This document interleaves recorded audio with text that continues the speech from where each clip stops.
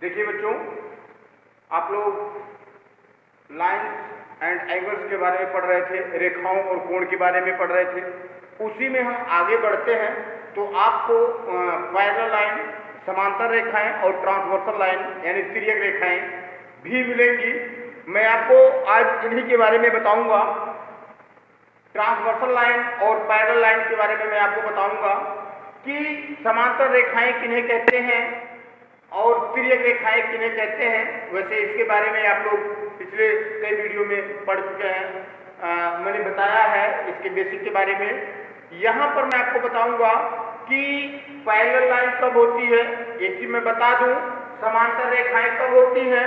ऐसी दो या दो से अधिक रेखाएं, ऐसी दो या दो से अधिक रेखाएं जिनके बीच की दूरी सदैव बराबर होती है, जिनके बीच की दूरी हमेशा बराबर होती है, वे एक दूसरे के पैरेलल यानी कि समांतर कहलाती हैं। ध्यान दीजिएगा, दो या दो से अधिक रेखाएं जब उनके बीच की दूरी हमेशा बराबर हो तो वे रेखाएं एक दूसरे के पैरेलल यानी समांतर कहलाती हैं। देखिएगा, ट्रांसवर्सल लाइन की बात करते हैं। जब दो या दो से अधिक रेखाओं को, ध्यान दीजिएगा, जब दो या दो से अधिक रेखाओं को कोई तीसरी रेखा दो या दो से अधिक बिंदुओं पर प्रतिच्छेद करती है तो उसे ट्रांसवर्सल लाइन कहते हैं। यहाँ पर देखिएगा, बात ट्रांसवर्सल लाइन की हो रही है तो यहाँ पर हम रेखाओं के पैरेलल होने की बात नहीं कर रहे हैं, रेखाओं के समांतर होने की बात नहीं कर रहे हैं। अगर मान लीजिए दो रेखाएं LM है, इनको कोई तीसरी रेखा इंटरसेक्ट कर रही है, ये मान लीजिए रेखा N है। अगर कोई तीसरी रेखा दो रेखाओं को दो बिंदुओं पर या दो से अधिक बिंदुओं पर प्रतिच्छेद करती है तो वो रेखा तिर्यक रेखा कहलाती है, ट्रांसवर्सल लाइन कहलाती है। चर्चा करते हैं समांतर रेखाओं पर। तो देखिएगा, जब किन्हीं दो या दो से अधिक समांतर रेखाओं को कोई तिर्यक रेखा प्रतिच्छेद करती है, हम दो ही रेखा लेते हैं, ये भी दो या दो से अधिक रेखाओं को कोई तिर्यक रेखा प्रतिच्छेद करती है। देखिएगा, जब किन्हीं दो समांतर रेखाओं को कोई तिर्यक रेखा प्रतिच्छेद करती है तो यहाँ पर कुछ कोण बनते हैं। इन कोणों के बारे में भी हमने पहले ही आपको बता दिया है, फिर भी मैं एक बार आपको फिर से इन कोणों के बारे में अवगत कराने का प्रयास करूंगा। अब इसमें देखिएगा, एक तो आपका हो गया बाह्य कोण, ये आपका हो गया बाह्य कोण, इसको हम बोलते हैं एक्सटर्नल एंगल। ध्यान दीजिएगा, अंग्रेजी में इसको एक्सटर्नल एंगल कहते हैं, EXTERIONAL। ये एक्सटर्नल एंगल होता है या इसको एक्सटीरियर एंगल भी कहते हैं। ध्यान दीजिएगा, इसको एक्सटीरियर एंगल भी कहते हैं।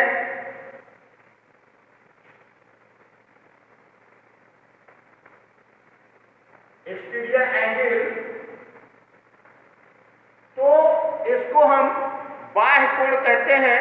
और बाह्य कोण किसे कहते हैं? जब दो समांतर रेखाओं को कोई तिर्यक रेखा प्रतिच्छेद करती है तब यहाँ पर बाह्य कोण बनते हैं। और ध्यान दीजिएगा, दोनों समांतर रेखाओं के बाहर, दोनों समांतर रेखाओं के बाहर जो कोण बनेंगे वही बाह्य कोण होंगे, उनको एक्सटीरियर एंगल बोलते हैं। और इसमें दूसरा कोण जो होता है वह होता है अंतः कोण। अंतः कोण, इनको इंटरनल एंगल बोलते हैं। ध्यान दीजिएगा, इसको इंटीरियर एंगल कहा जाता है। ये आपके अंतः कोण होते हैं। अंतः कोण किसे कहते हैं? ध्यान दीजिएगा, दोनों समांतर रेखाओं के बीच में जो कोण है, दोनों समांतर रेखाओं के बीच में जो कोण है उन्हीं को हम अंतःकोण कहते हैं। और यहां पर देखिएगा आपको एक्सटीरियर एंगल और इंटीरियर एंगल यानी कि बाह्य कोण और अंतःकोण के बारे में मैं आपको बताऊंगा। अब देखिएगा बाह्य कोण में ये आपका बाह्य कोण होगा, ये आपका बाह्य होगा, ये आपका बाह्य होगा, ये कोण आपका बाह्य होगा। अब ये चारों कोण बाह्य कोण है, ये चारों कोण बाह्य कोण है। और अंदर की हम बात करें तो ये कोण और ये कोण, ये कोण और ये कोण, ये इसके अंतःकोण कहलाते हैं। अब इनमें देखिएगा कुछ कोण है जो दो समांतर रेखाओं को प्रतिच्छेद करने वाली रेखा बनाती है, इसके बारे में हम चर्चा करेंगे। यहां पर पहला कोण आपका होता है, इसको हम बोलते हैं संगत कोण। क्या कहते हैं? संगत कोण। और इसको अंग्रेजी में कहते हैं करेस्पॉन्डिंग एंगल, अंग्रेजी में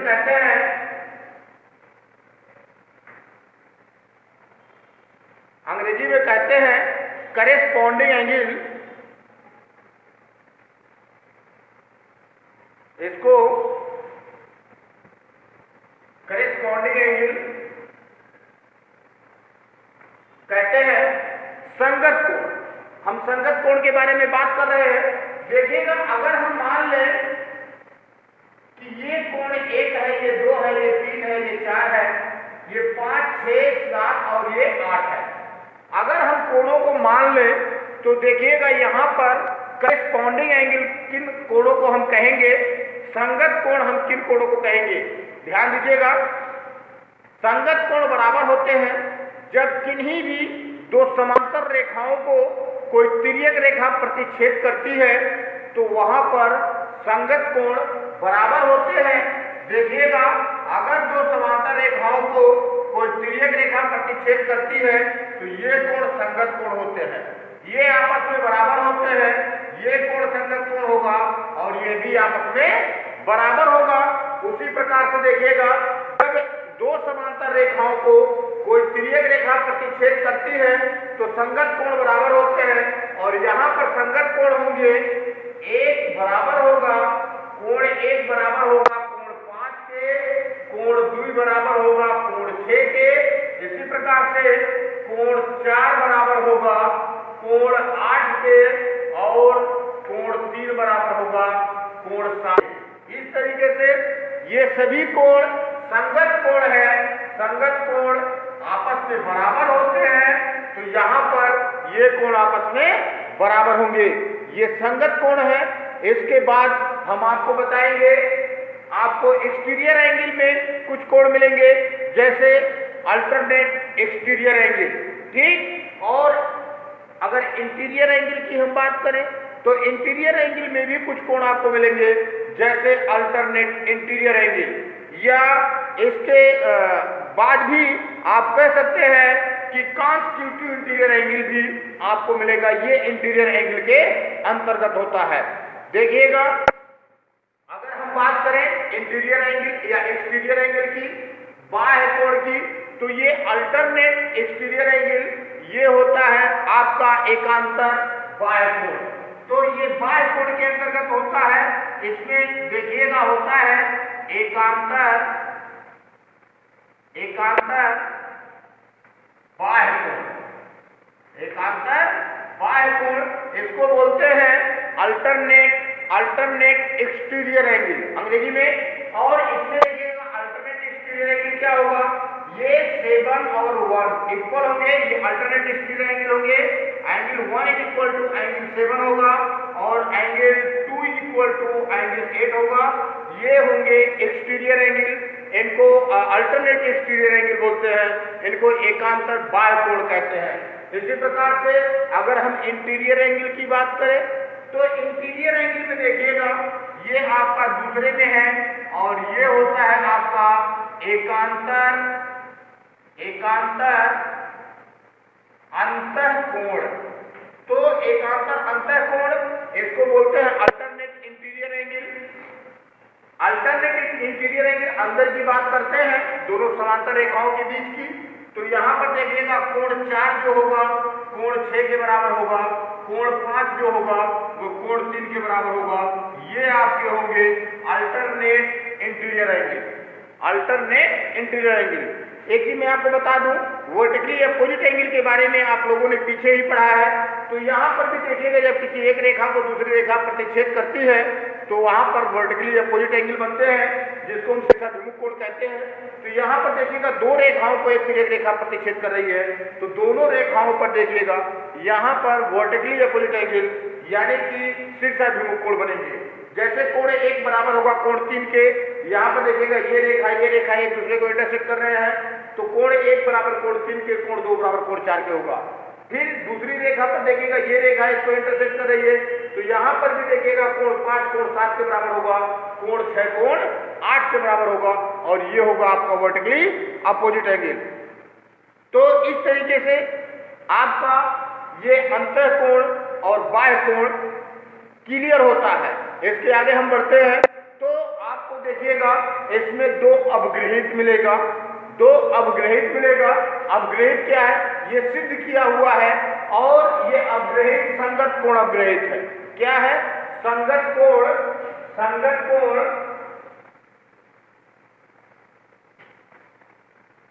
संगत कोण अवग्रहित।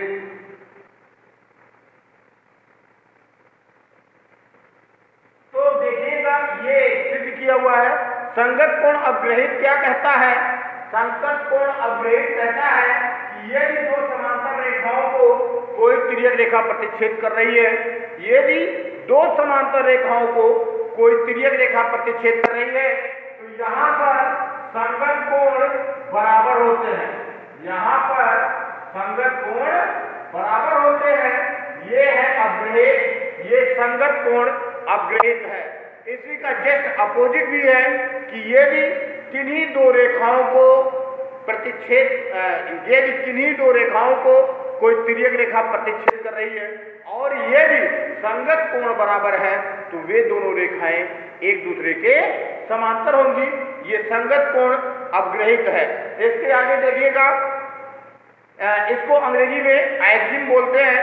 एक्सिम 3 जो है ये अवग्रहित, एक्सिम 3 जो है ये कहता है कि जब दो समांतर रेखाओं को कोई तिर्यक रेखा प्रतिच्छेद करती है तो एकांत संगत कोण बराबर होते हैं।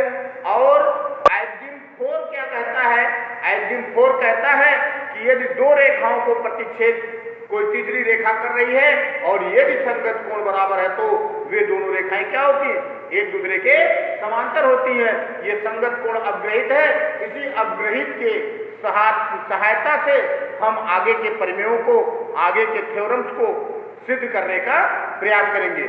तो देखिएगा आपका पहला थ्योरम आता है और ये कहता है कि यदि एक तिर्यक रेखा दो समांतर रेखाओं को काटती है तो प्रत्येक एकांतर कोण युग्म बराबर होते हैं। ये आपको सिद्ध करना है। तो ये आपका बेसिक था, इसको समझिए। और इसके आगे मैं आपको बता रहा हूं, ये आपका प्रमेय 1 है।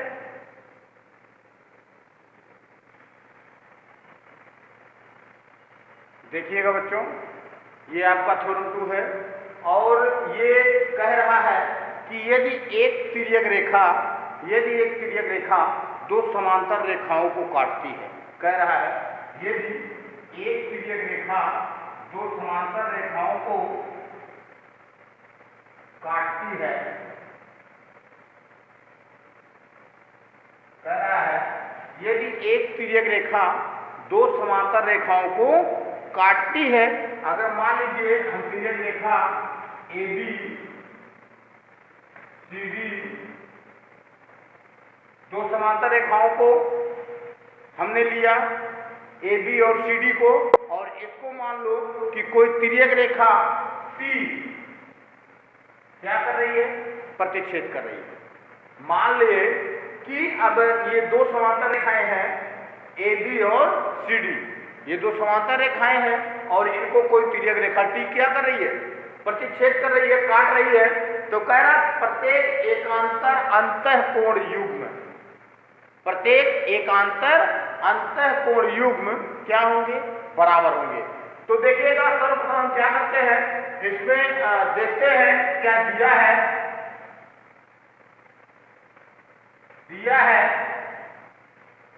दो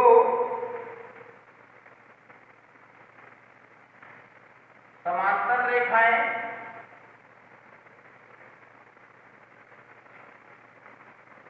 AB और CD है? दो समांतर रेखाएं AB और CD ये तो कह रहा है, और इनको और दो समांतर रेखाएं AB और CD है तथा तिर्यक रेखा T, इनको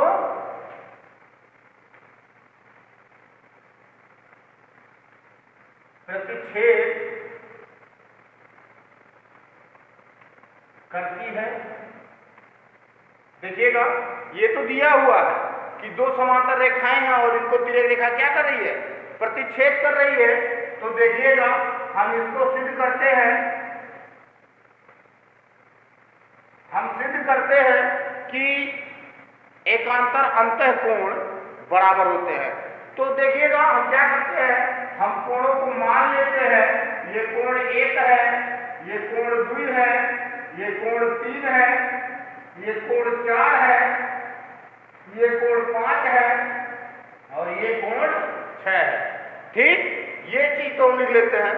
और एक चीज देखिएगा, जैसा कि जब दो समांतर रेखाओं को कोई तिर्यक रेखा प्रतिच्छेद करती है तो वहां पर मैंने पहले ही आपको बताया है कि संगत कोण बराबर होते हैं। तो यहाँ पर देखिएगा ये दो समांतर रेखाएं AB और CD, इनको तिर्यक रेखा की प्रतिच्छेद कर रही है। तो यहाँ पर देखिएगा संगत कोण बराबर होंगे। आप लिख सकते हैं क्योंकि AB समांतर है CD और तिर्यक रेखा T इनको प्रतिच्छेद कर रही है।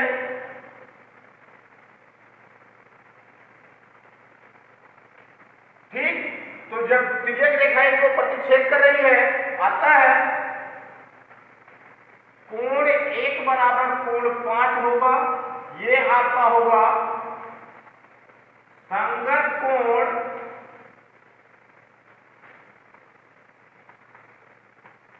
अवगृहित से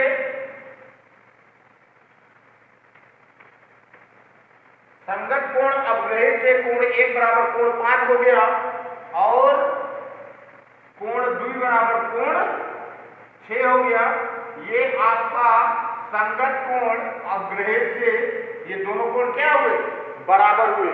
अब चूंकि देखिएगा शेषाभिमुख कोण बराबर होते हैं। अब देखिएगा सीधी रेखा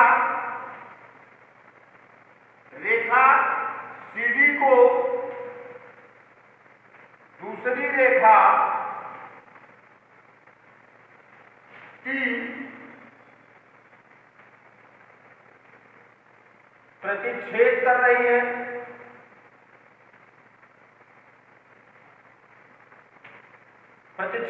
है। आता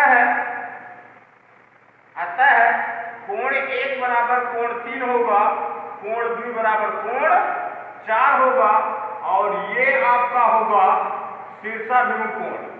ये होगा शीर्षाभिमुख कोण। ये आपका हो गया शीर्षाभिमुख कोण। अब देखिएगा अगर हम इसको समीकरण 1 बना लें और इसको समीकरण 2 बना लें तो देखिएगा समीकरण 1 और समीकरण 2 से समीकरण 1 और समीकरण 2 की तुलना करने पर आपको देखिएगा क्या मिलेगा, आपको मिलेगा कि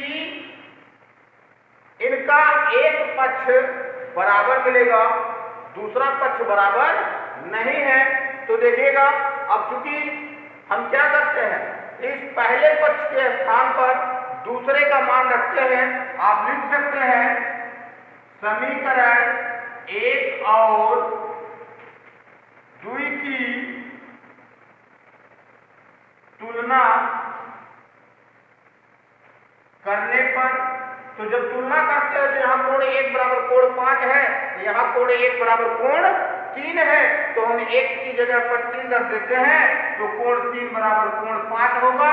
और यहाँ पर देखिएगा कोण 2 बराबर कोण 6 है, यहाँ कोण 2 बराबर कोण 4 है, तो हम कोण 2 की जगह पर क्या करते हैं, कोण 2 की जगह पर 4 रख देते हैं, तो ये हो जाएगा कोण 4 बराबर कोण 6।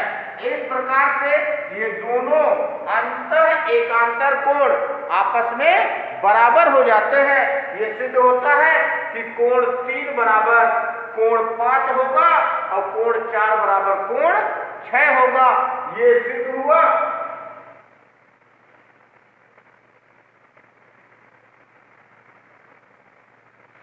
तो देखिएगा, इस तरीके से यह प्रमेय जो है, ये थ्योरम जो है, ये क्या होता है, ये सिद्ध होता है। अगर आप चाहें तो यहाँ पर इसको अलग समीकरण, इसको अलग समीकरण, इसको अलग और इसको अलग भी बना सकते हैं। इसको आप समीकरण 1, इसको 2, इसको 3, इसको 4 बना सकते हैं, और फिर आप 1 की तुलना 3 से और 2 की तुलना 4 से करके आप फिर इस चीज को प्राप्त कर सकते हैं। और इसको थोड़ा छोटा किया गया, इस नाते इसको हमने साथ साथ लिख दिया। इसमें कोई अंतर नहीं है, समझने का प्रयास कीजिएगा। और देखिएगा, हम अगला थ्योरम देखते हैं। अगला प्रमेय क्या कह रहा है,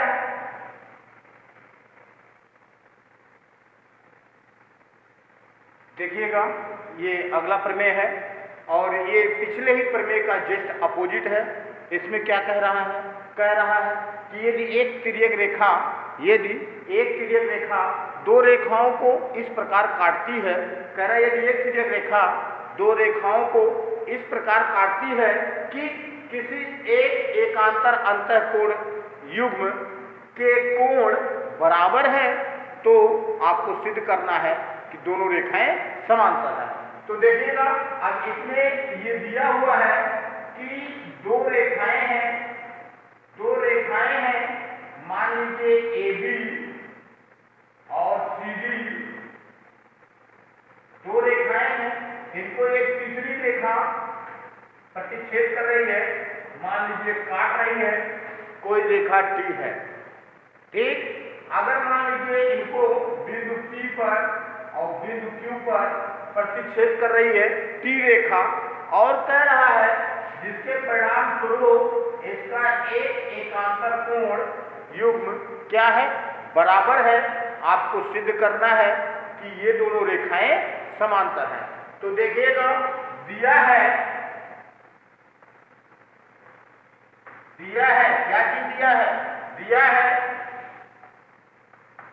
दो रेखाएं AB और CD को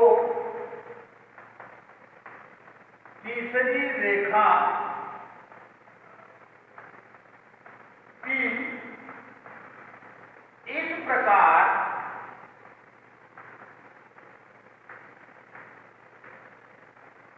प्रतिच्छेद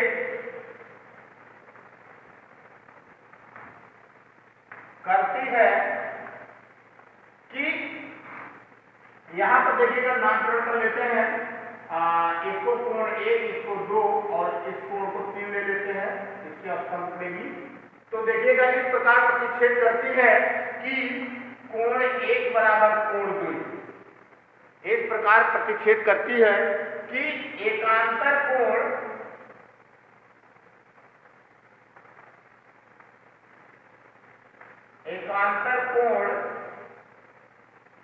की एकांतर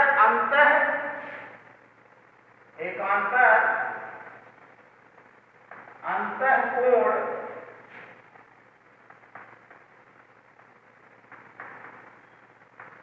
कोण युग्म कोण 1 बराबर कोण 2 कोण युग्म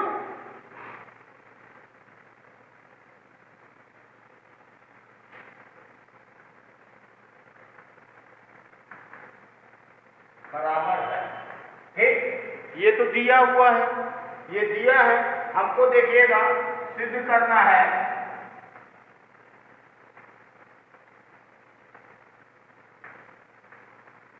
सिद्ध करना है AB समांतर CD। सिद्ध करना है कि ये रेखा AB क्या है, CD के समांतर है। ठीक, अब देखिएगा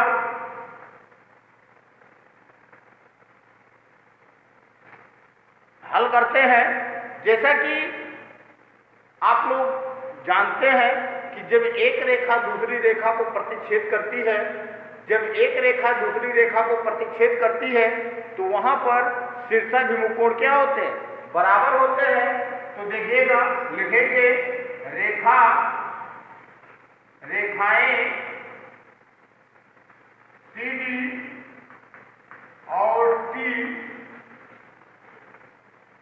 एक दूसरे को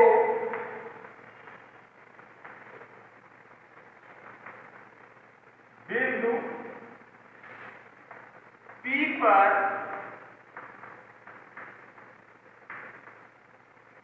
प्रतिच्छेद करती है। आता है कोण 1 बराबर कोण 3 होगा और यह होगा शीर्षाभिमुख कोण, ये होगा शीर्षाभिमुख कोण।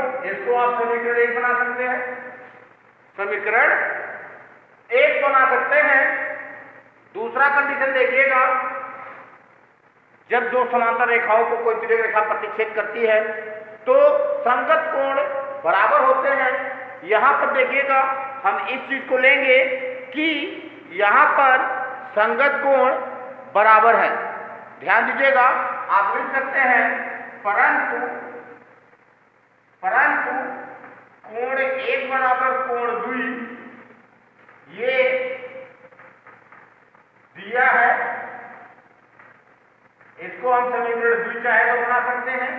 देखिएगा, समीकरण 1 और 2 से समीकरण 1 और 2 की जब तुलना हम करते हैं तो दोनों का एक पक्ष हमको क्या मिलता है, बराबर मिलता है। दोनों का एक पक्ष जब हमको बराबर मिलता है तो दूसरा पक्ष क्या होगा, ऑलरेडी बराबर होगा, यानी कोण 2 बराबर कोण 3 होगा। कोण 2 बराबर कोण 3 होगा। और चूंकि कोण 2 और कोण 3 संगत कोण है, लिखेंगे परंतु कोण 2 और कोण 3 संगत कोण है। आता है AB समांतर CD होगा। तो इस तरीके से यह प्रमेय आपका समाप्त होता है। ये कहता है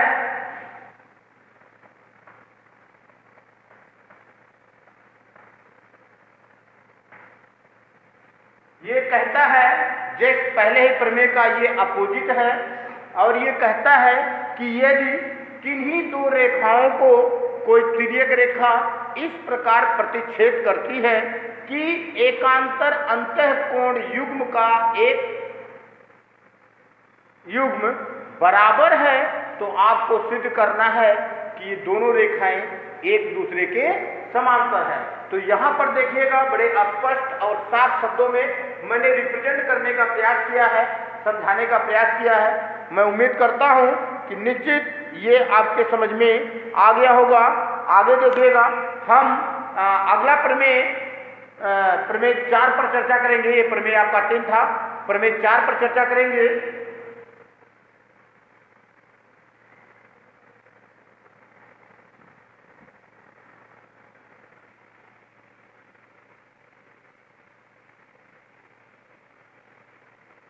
देखिएगा बच्चों, ये अगला प्रमेय है, ये प्रमेय 4 है। और ये प्रमेय कह रहा है कि यदि एक तिर्यक रेखा दो समांतर रेखाओं को काटती है, प्रतिच्छेद करती है, तो प्रत्येक क्रमागत अंतःकोण युग्म के कोण संपूरक होते हैं। ये आपको सिद्ध करना है, देखिएगा। अब चूंकि ये दिया है कि दो समांतर रेखाएं, तो हमने खींचा AB समांतर CD और एक तिर्यक रेखा T, इनको दो बिंदुओं पर, बिंदु P पर और बिंदु Q पर क्या कर रही है, प्रतिच्छेद कर रही है। इसके परिणाम स्वरूप यहाँ पर देखिएगा बनने वाले कोणों को हमने मान लिया कोण 1 2 3 4 5 6 7 और 8 के रूप में। अब यहाँ पर देखिएगा हमको सिद्ध करना है कि यहाँ पर क्रमागत अंतःकोण, तो क्रमागत अंतःकोण 3 और 6 4 और 5 होंगे। इसके बारे में मैंने आपको बताया है। तो देखिएगा आपको सिद्ध करना है कि क्रमागत अंतःकोण का योग 180 अंश होता है, यानी संपूरक होता है। तो देखिएगा हम सिद्ध करते हैं। अब चूंकि आपको बता दें कि रेखा CD पर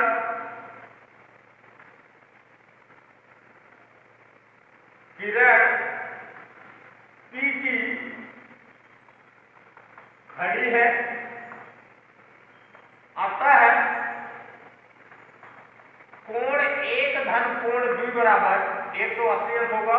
और ये आपका होगा रैखिक युग्म से, ये होगा रैखिक युग्म से। और आप चाहो तो इसको समीकरण 1 बना सकते हो, आप चाहो तो इसको समीकरण 1 बना सकते हैं। आगे देखिएगा, आगे हम बता दें कि रेखा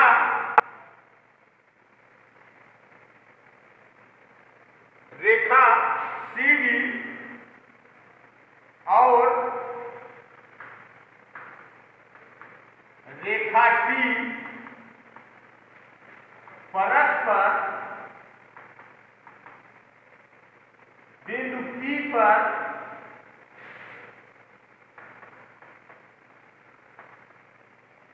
प्रतिच्छेद कर रहे हैं, अतः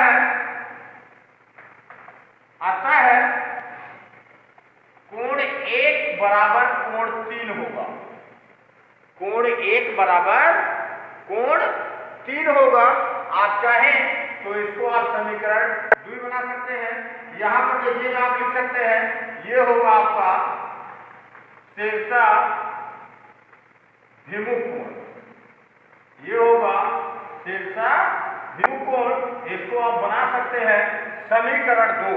अब देखिएगा समीकरण 2 से अगर हम मान समीकरण 1 में रखें, समीकरण 2 से मान समीकरण 1 में रखें, तब देखिएगा आप लिख सकते हैं समीकरण 2 का मान 1 में रखने पर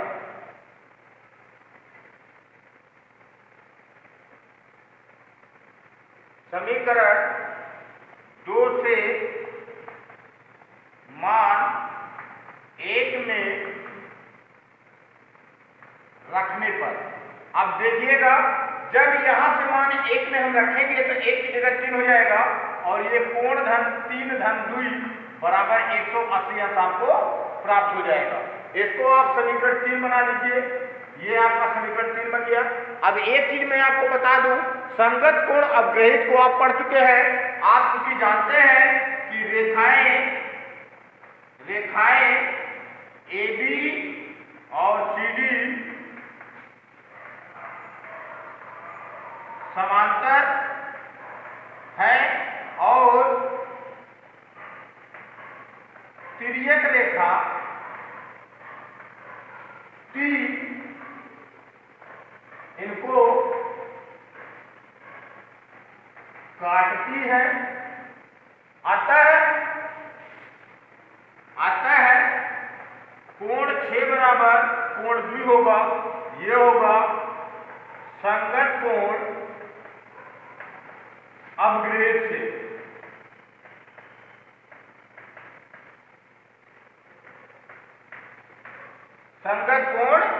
रहे से कोण 6 बराबर कोण 2 होगा। कोण 6 बराबर कोण 2 होगा। इसको आप चाहो तो इसको समीकरण 4 बना लो और समीकरण 4 से उठा के मान समीकरण 3 में रख दो। समीकरण 4 से